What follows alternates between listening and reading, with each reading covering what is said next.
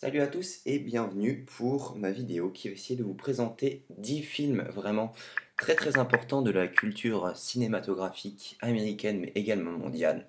Des films qui ont acquis aujourd'hui un statut de film culte et qu'il faut vraiment absolument avoir vu. Bien entendu, ce n'est que 10 films que je vais vous présenter aujourd'hui. Il y en a bien évidemment beaucoup plus que je vais essayer plus tard de vous présenter dans d'autres numéros. Voilà, mais pour mon premier numéro, on va tout de suite commencer par le film Les Évadés, avec Tim Robbins et Morgan Freeman. Donc ce film met en scène un homme qui va être emprisonné dans un pénitencier américain pour avoir tué sa femme.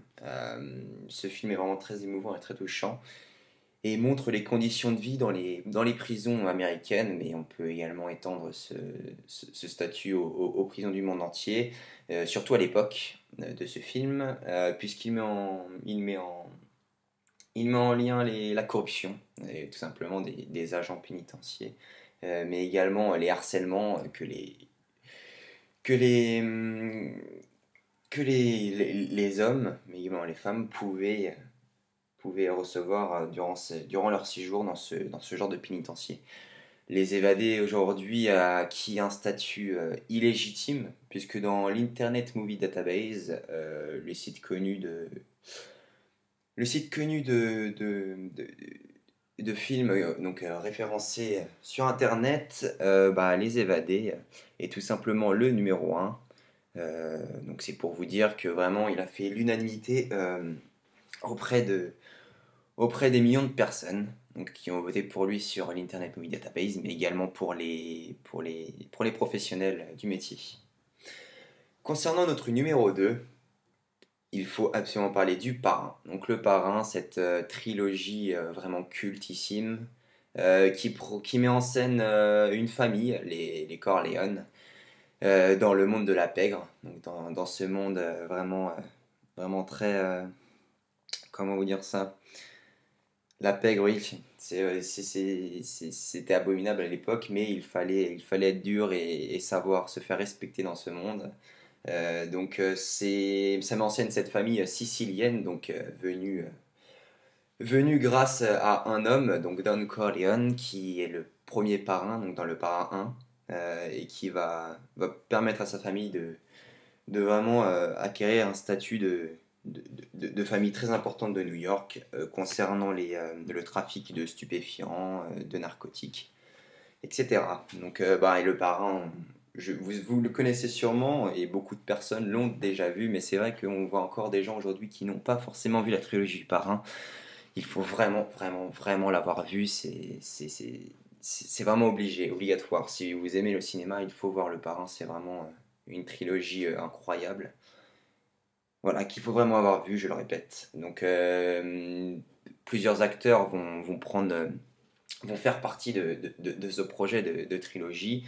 Donc, notre premier parrain, Marlon Brando, le parrain des parrains, on peut le dire, vraiment un acteur formidable dans cette trilogie. Il y a également Al Pacino qui va prendre la succession de son père ensuite. Et il va également y avoir Robert De Niro qui aura un rôle très important dans le deuxième et dans le troisième. Voilà. Concernant notre troisième film, il faut bien évidemment parler de Forrest Gump avec Tom Hanks. Donc, dans ce film, Tom Hanks est vraiment au sommet de son art. C'est une histoire vraiment touchante, mais qui vous fera passer par des états de joie, de tristesse, mais également d'étonnement. Voilà, Forrest Gump, c'est réellement un film qui est vraiment complet, vraiment complet. On voit vraiment qu'il n'est absolument pas bâclé, pardon. C'est un film qui aujourd'hui fait partie des films cultes. Il a été oscarisé. Tom Hanks a gagné la statuette dorée pour son rôle.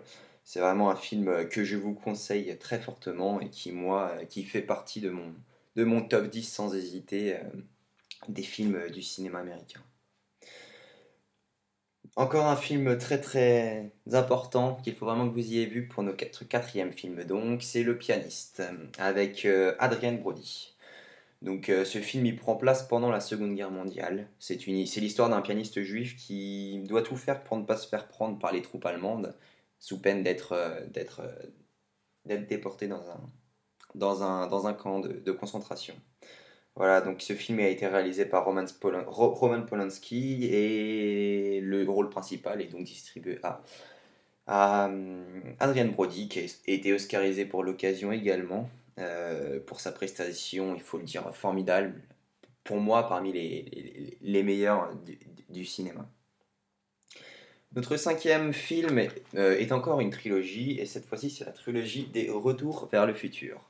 Une trilogie dont je suis adepte. Là c'est vraiment un cas personnel, on ne pourrait pas forcément l'avoir mis dans le top 10, mais encore une fois c'est vraiment très subjectif. Donc je vous invite à prendre du recul sur les films que je vous présente, même si, il faut bien le dire, la trilogie des Retours vers le futur a fait tout de même l'unanimité auprès des gens.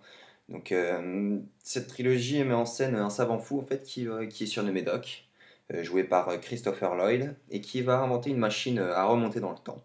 Il va embarquer dans son périple Marty McFly, joué par Michael J. Fox, dans une aventure à couper le souffle, dans le futur, dans le passé, également dans le présent. Pour moi, donc, une trilogie culte, à ne surtout pas manquer. Vous prendrez vraiment du bon temps en regardant cette trilogie, et je vous invite réellement à l'avoir vue. Pour notre cinquième film, je crois, si je ne me trompe pas, non, notre sixième film, on va parler de Il faut sauver le soldat Ryan avec Tom Hanks, encore une fois. Il faut sauver le soldat Ryan, c'est l'histoire bien du capitaine Jack Miller durant la Seconde Guerre mondiale qui va être chargé d'une mission. Cette mission, c'est retrouver un soldat disparu nommé Ryan pour le ramener à sa mère après le fait que ses trois autres frères aient été tués. Voilà, Jack Miller est vraiment tenu de retrouver ce soldat pour pouvoir le ramener à sa mère. Voilà. Ce film, il contient également les 20 premières minutes classées parmi les meilleures du cinéma américain et du cinéma d'action. Donc les 20 premières minutes, c'est tout simplement le débarquement en Normandie des troupes américaines et le carnage qui attendait ces soldats. Cette scène est réellement, d'après moi, incroyable.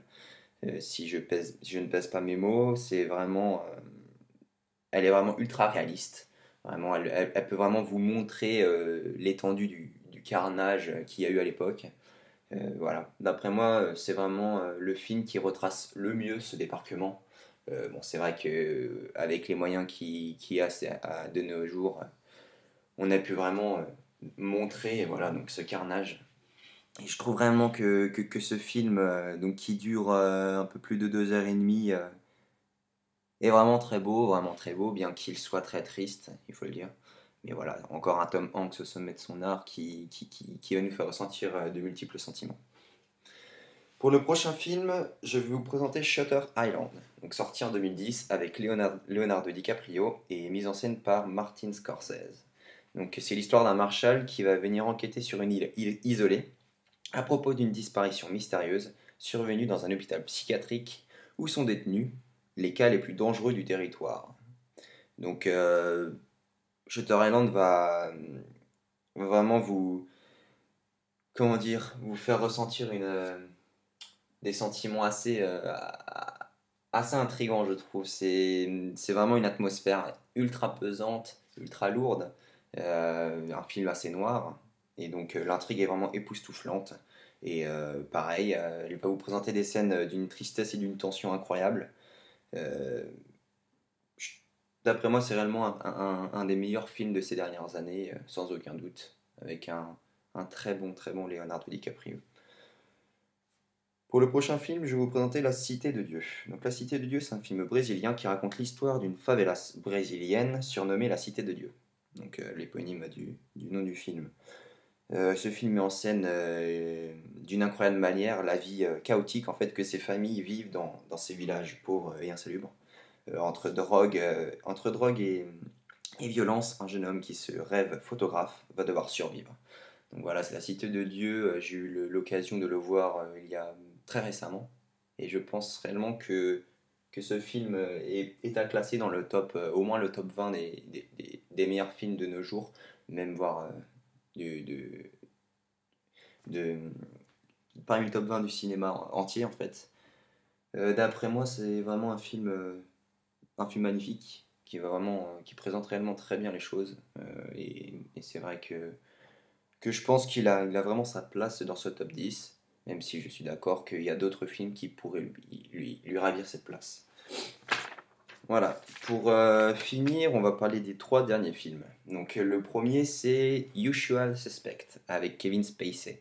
Donc ce film il met en scène Verbal Kint, un suspect dans une affaire de tuerie dans un cargo, une affaire de drogue, et qui par son interrogatoire va expliquer en fait les péripéties qui l'ont mené jusqu'ici, jusqu'à ce bureau de police où il est en train d'effectuer son interrogatoire. D'après moi, Usual Suspect mène l'intrigue d'une très très belle manière et joue la carte du suspense jusqu'au bout. Donc c'est vrai que ce film, il ne faut absolument pas le lâcher. C'est vraiment un, comment dire, si je peux vous donner un conseil, c'est réellement celui-là. Il faut vraiment suivre jusqu'au bout puisque jusqu'à la dernière minute, l'intrigue est tenue. Donc c'est vraiment un film qui d'après moi mène l'intrigue d'une façon parmi les plus abouties du cinéma et des films que j'ai pu voir depuis vraiment très très très longtemps. Donc je vous invite encore une fois réellement à voir ce film. Donc parmi cette liste, d'après moi, il fait partie du top 3. Maintenant, je vais vous présenter Shining. Donc bon, on ne présente plus ce film, c'est vrai, mais j'ai quand même eu l'occasion de voir certaines personnes qui ne connaissaient pas forcément ce film, même s'ils avaient entendu parler de celui-ci. Donc Shining, en fait, c'est une atmosphère pesante et lugubre. On pourrait un petit peu la comparer à Shutter Island, même si c'est absolument pas le même genre de film. Il est classé parmi les meilleurs du cinéma d'horreur par plusieurs sites internet et également par plusieurs spécialistes du genre. Donc Shining, c'est l'histoire de Jack, joué par Jack Nicholson, un écrivain qui se retire avec sa famille et son fils, sa femme pardon, et son fils, donc sa famille, dans un hôtel isolé, dont il se porte gardien pour la saison hivernale. Donc c'est un hôtel vraiment très très luxueux qu'il se porte garant pour garder pendant la saison hivernale.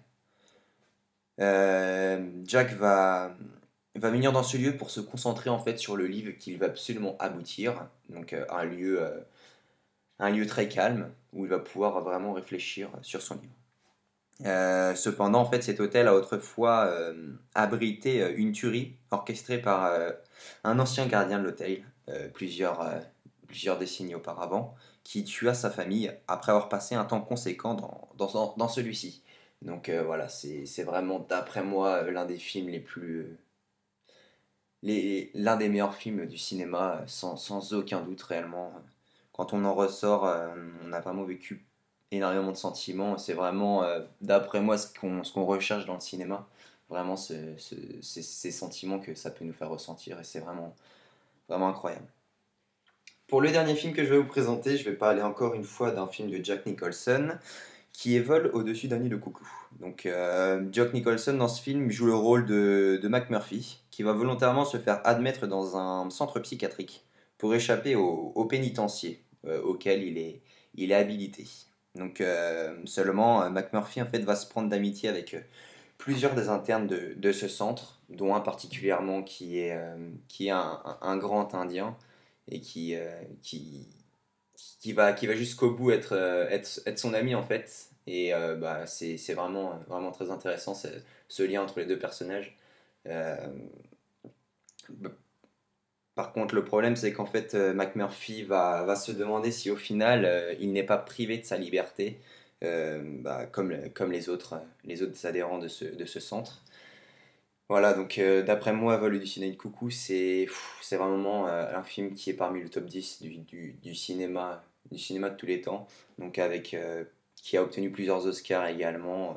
Et Jack Nicholson dans ce film est réellement incroyable. Il joue un rôle très difficile, mais qu'il sait manier avec une justesse vraiment, vraiment admirable.